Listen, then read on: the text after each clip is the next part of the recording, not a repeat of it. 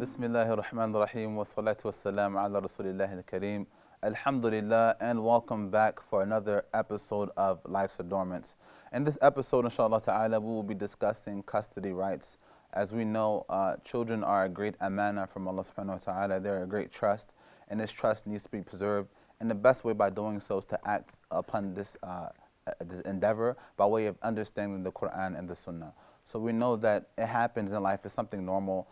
People come together, they get married, and for whatever reasons, people separate. In the event of separation, what are the ways we should go about achieving a way of justice, achieving a way of peace in this matter by way of following the Quran and Sunnah? Who gets custody of the children? How do we go about negotiating these terms, inshallah ta'ala? We would like to introduce our guest, who is Sheikh Assim al-Hakeem. He is a teacher in Zad Academy and a teacher in KIU, and has been an imam and a teacher for over 30 years, inshallah ta'ala. Assalamu alaikum wa rahmatullahi wa barakatuh. Wa alaikum assalam wa rahmatullahi wa barakatuh. So let's get right into this hot topic, inshallah, Sheikh, about the custody rights. What do we mean by custody when we talk about Islam? Bismillah ar-Rahman ar-Rahim. Alhamdulillahi wa salatu wa salamu ala rasulillahi wa alihi wa sahbihi wa man ihtada bihudah. Amma ba'd. As stated before, Islam governs our lives. It's not rituals that we bow and prostrate and that is it. It's a way of life. So it's a system. It is not only related to us worshipping Allah Azza wa Jal in certain or with certain rituals, and it's not only limited to the masjid, to the mosque, or to the month of Ramadan. It governs every aspect of our lives: financial, political, economical, social, spiritual, physical. And part of governing our lives is that it takes care of a very important segment or a very important level of the community. So this segment of the community is children. Usually in a family that is or was infested with lots of hatred, enmity, dispute, the victims are usually the children. So Islam stands in the side of the weak and vulnerable, and Islam protects them from anything that is ever changing. I get a lot of questions and complaints from women who are now a single mom, while the father who divorced her or separated from her does not pay a penny for his children, thinking that because she's divorced or separated, it's not his obligation anymore. And this is a grave sin. No matter what happens, he's obliged to support and provide. So when we talk about custody, this usually is referring to when the couple separate. Before the custody, before their separation, there's guardianship. So the guardianship means that the father of the children is the one authorized to approve, for example, his girls, his daughters, whether to marry or not to marry. He has the veto. So no marriage can take place without the guardian's approval. The Prophet said, alayhi salam, "La nikaha illa biwali wa shahiday adl." There is no marriage, quote unquote, valid without the consent of the guardian. And he said, any woman who gets married without the consent of her guardian, her marriage is void, her marriage is void, her marriage is void. So this is one part or one aspect of his guardianship. The second aspect, which is providing. So it is his obligation in Islam to provide for his children from birth until they're self-sufficient. So even if the child is 22 years of age, goes to uni, but he doesn't have any income, a father has no right in saying, well, you're old enough, you have to go and work. No, he's still obliged to provide for his son to finish and to start his life standing, hit the ground running, rather than leave him midway. But what happens if the father is stone broke and he doesn't have any money? In this case, Islam says, well, you're exempted. And then it becomes the responsibility of the child himself. If the child possesses money, whether through gifts or inheritance or any other source, the obligation upon the father ceases and stops. So if a child works and earns, I don't have to pay for him. If the child is rich through inheritance, I don't have to pay and provide for him. If the child himself does not have money, the father does not have money, it becomes the obligation of the mother. Now it's mandatory upon the mom, if she's wealthy, to provide for her child. But she has the option whether to provide for the child while holding the husband accountable, so that when he is rich again after 5 or 10 years, she can ask for the money back. Or out of her own goodwill, she waivers that right and she spends on her children for the sake of Allah, then this is a gift from her side. Okay, now in terms of custody rights, in the event that there's a split that happens, may Allah subhanahu wa ta'ala preserve our marriages and our families. What happens in this case? Who gets the child? How do we go about navigating that? So this is an issue of dispute in schools of thought. And the reason is that there are a number of different hadiths, and each hadith is designated and designed for that specific incident. Okay. So this is an issue of confusion to some Muslims. So when one of the companions comes to the Prophet ﷺ and says, what is the best deeds at the sight of Allah? And the Prophet says, to pray on time. In another narration, O Prophet Allah, advise me. He does not say pray on time. He said, do not become angry. A third one says, advise me. He said, weep over your sins and remain in your home and do this and do that. So why are these answers different? Scholars say because the Prophet is giving an answer to each individual. So yes, praying on time because you most likely delay prayer on, and for you not to get angry because you have rage issues, and for you to be dutiful to your parents because they're complaining of you, and so on. Likewise, when it comes to custody, the separation took place. There is a hadith that is well known where the Prophet ﷺ said to a woman who was divorced, had a child, and her ex wanted to take the child away from her. The Prophet said, ﷺ, "Anti ahaqqu bihi ma lam tunkahi." You are more worthy and deserving of the custody of the child as long as you remain unmarried. Which means that if she were to get married, in this case, the custody must be taken away from her, because now she is with a strange man, and her ex, the father of the child, would not allow his son or his daughter to be brought up in the house of another man that he does not know of. So it's his right. And the custody is moved whether to her mother, which is the maternal grandmom, Okay. or to the paternal grandmom. It's an issue of dispute again. Okay, and oftentimes in divorces they end because oftentimes a person isn't suitable, whether it's the father or the mother, and because of the issue there, it leads to divorce. So what constitutes a person as qualified to have custody? Are there certain conditions that need to be met for a person to be able to then parent their child within these rights? See, again, this is an issue of debate. The main principle is the mother by default is the one who's entitled to have the rights of custody of her children. However, scholars say that if the mother is a non-Muslim, she does not have the right to have custody.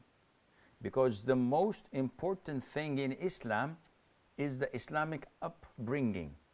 And if I entrust a mother with my child and she is a Jew or a Christian, I cannot trust her upbringing my children to be like her. So this is one of the disadvantages of marrying from a different religion, because the essence and the most important thing in marriage is to have a good Islamic family, a Muslim family, and to bring up your children as Muslims. This here defies the purpose of bringing up Muslim children when they are taken care of by their non-Muslim mother. So scholars say that she's deprived from custody. She is still their mother. She can see them, she can mix with them, but she must not have custody. Likewise, if the mother was an irresponsible woman, so if she puts her children in the car in the middle of the summer and goes shopping, she's not taking care of them. She's probably going to harm them or kill them. If she is an alcoholic, if she is having extramarital relationships, like many single women who do not have a good relationship with Islam. So she flirts, she goes out, she dates. I can't allow children to grow up in such an environment. So this is not your word against mine. This is something that the Muslim judge is obliged to look into, and he's obliged to give a verdict that is within the benefit or for the benefit of the child. And this is his priority and prerogative, not to care about what you say or what she says. What is the most beneficial for the child, this is what the judge chooses and selects. And this is why so many times we have disputes. So the child is 10 years of age. Who should take the custody, the mother or the father? Some schools of thought say if the boy is 7 years of age, then the father should take him. Some say 10 years of age. Some say, no, we should ask the boy to choose. Because there are hadiths where the Prophet ﷺ asked the boy to choose which one you want to go to, your mom or your father. And whatever he chooses, then this is in his benefit if they are both good, righteous, practicing parents. But if one of them is not a Muslim, then by default he goes to the Muslim, and the judge looks into what is most beneficial. Custody does not mean to travel out of the country. So if a couple are married in a city and then they get divorced and the mother wants to go to relocate, he has the option to veto that and say, no, this is where the child was born and raised and this is where we live. She has no right to take the children to another country and leave me stranded. Can't see them on holidays, on weekends and nothing. I don't know what's happening to them. This is his right to do that, and Allah knows best. Jazakallah khair, Sheikh. We're going to pause for a short break, and we will continue with the topic of child custody and guardianship, inshallah ta'ala. Viewers, stay tuned. We'll be right back. Until you come back, assalamu alaikum wa rahmatullahi wa barakatuh.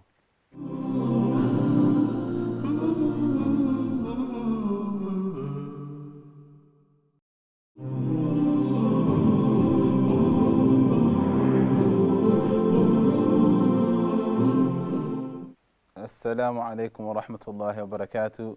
Welcome back to our second segment of Life's Adornments, where we were last discussing the rights of children. We're discussing guardianship. And we have Sheikh Assim, who last indicated that the purpose of raising a child is to have a child raised in a righteous way. So this begs the question then, who is permitted then to raise the child. He mentioned the example of when an individual, which is a Muslim man in the Sharia, married to a person either from amongst the Christians or the Jews, and they separate. He said that it isn't permissible for them to be left with their mother because the intention is for them to be raised in a Muslim household. This begs the question then, what constitutes as Ahl al-Kitab, as the people of the book, is what we have in the West, a constitution of Ahl al-Kitab, and is it then recommendable for a Muslim man to marry outside of his faith? Well, again, this is problematic. Lots of the Muslims, or there is considerable amount of Muslims who tend to give takfir to one another. Yes. And these are known as al-Khawarij. And these people are obsessed of whatever you do, does it take you out of the fold of Islam or not? So they neglect everything, and they just want to classify you, to label you.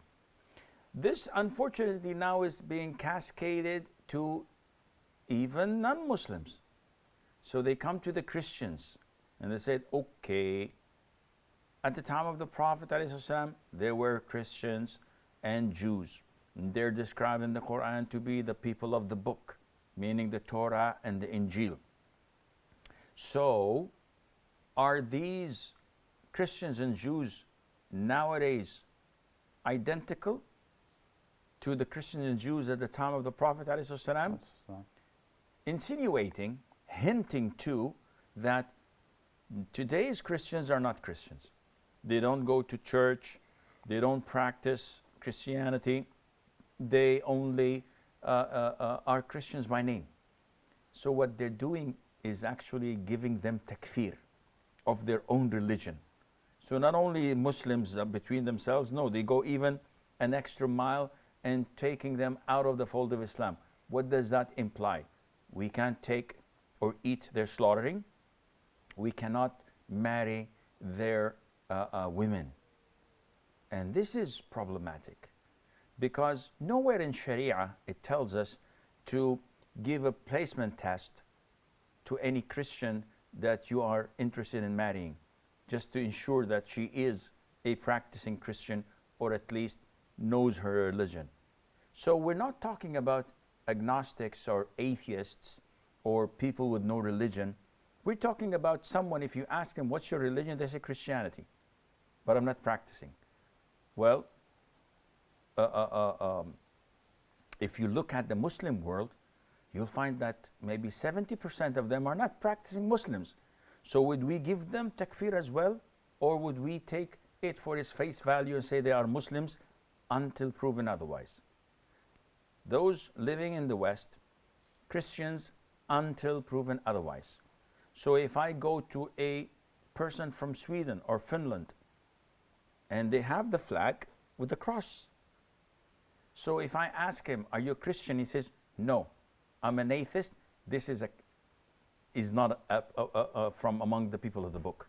Because he confesses that he's not a Christian. But the vast majority of people would say, yeah, we're Christians, but we never go to church. We never read our prayers or say our grace or whatever. In this case, they are treated as Christians and as the people of the book. And is this with condition? What are the conditions for a person? Okay, we acknowledge that they are Christians and they are Jews. Are there other further conditions that would then allow a person to marry them as well, or is it just open? No, they should be chaste. Yes. Women should be chaste. So in the sense that if she's a Christian and you're interested in marrying her, we are instructed to say whether she's chaste or not. So her chastity is very important. If she's known to have different boyfriends, partying, going out, having premarital relationships, this is totally prohibited to marry her.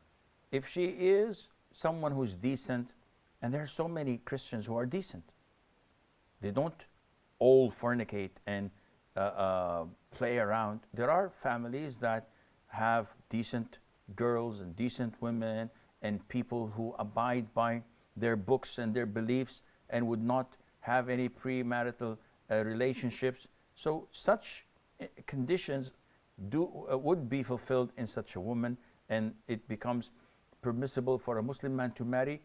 Nevertheless, is it recommended? The answer is no.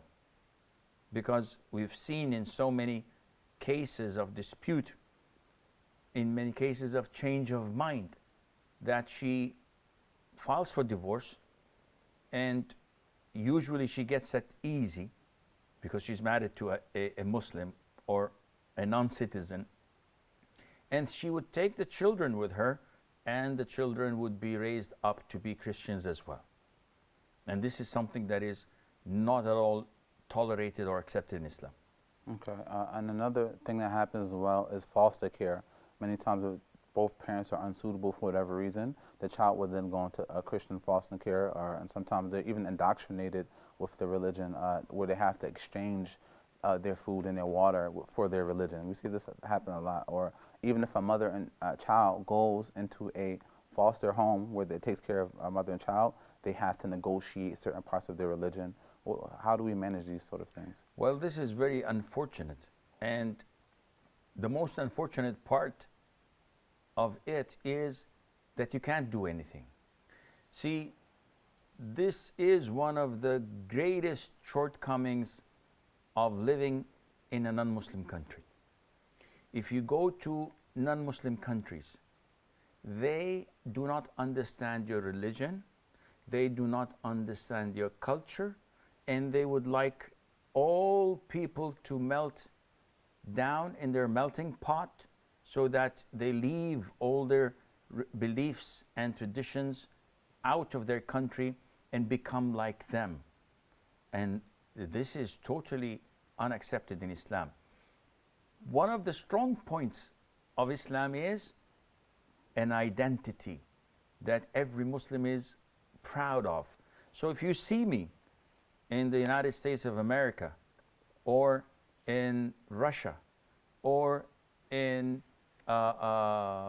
South America, or in Asia, you will find me the same person. Maybe I'll change my clothes, but it's the same culture, the same behavior, the same etiquettes, the same moral conduct that never changes.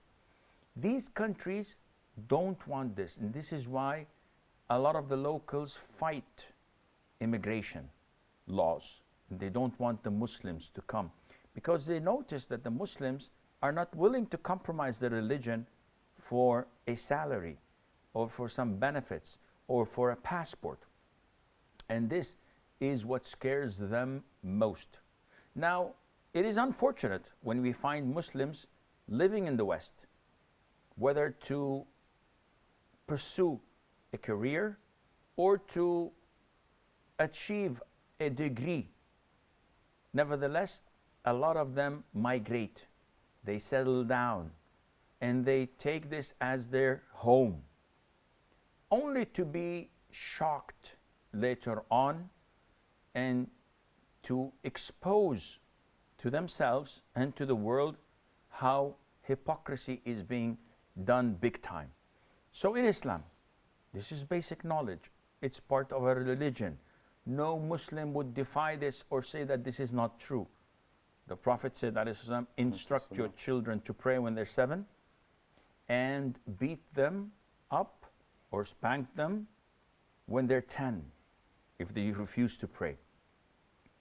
If I do this in the West, in non-Muslim countries, they would take my child away from me. Why are you doing this? They say, this is child abuse. This is part of who I am. This is part of my religion. So, well, this is wrong. Now you're saying I am wrong or Islam is wrong. The enmity is not to me personally. The enmity is to Islam as a religion. And you can go on and on and on in so many things that as Muslims, we cannot accept to be treated in this ill way. For example, in the Scandinavian countries, it is mandatory from an early age, even intermediate, even high school, that there is a physical education classes. Men and women, boys and girls, it's a mixed school. So if I say that my daughter is not going to participate in a swimming class, by law she has to. What do you mean by law? I don't want her to study. We will force you and we will take her from you. This is slavery. You're not giving me the freedom of expression, the freedom of religion. You're not giving me any kind of freedom. You want me to be a slave for the system. This is against my religion. Well, this tough luck. It is tough luck because it's your problem in going to such countries. Remain in a country that gives you the dignity to practice your own religion without harming anyone. I don't want my son to swim with another girl with all these hormones in him and tell him not to do any sin. This is not natural. And this is why we have so many unnatural things in these countries. We have a high rate of suicide. We have a high rate of abortion, without marriage, of course. And don't even mention intoxicants and drugs and depression and all these psychiatric illnesses that's governing and controlling these countries. Alhamdulillah for the grace and blessing of Islam. So this is something that the Muslims should be aware of. You don't want your child to be taken away from you and given to a Christian family or an agnostic family just because they claim the social welfare that they're taking care of your kid. They're not taking care of your kid. Okay, yeah, so this is very essential information because many times this is what happens. So if I'm understanding you correctly, it is not only focused on the parents that the child has, but also the environment that the child is put in, both locally as in the community level and as a nation-wide, and how that may affect their growing up, their upbringing in the future. True. Yeah, excellent. Well, inshallah ta'ala, this is our time for today, Sheikh. This is a very dense topic, very crucial information that needs to be covered. Thank you for your immense knowledge and wisdom. Barakallahu feekum. Ameen wa iyyak. For our viewership, we hope that you benefited greatly from this program. We thank you for your constant support. Inshallah ta'ala, stay tuned for our other continuous episodes of Life's Adornments. Until next time, Assalamu alaikum wa rahmatullahi wa barakatuh.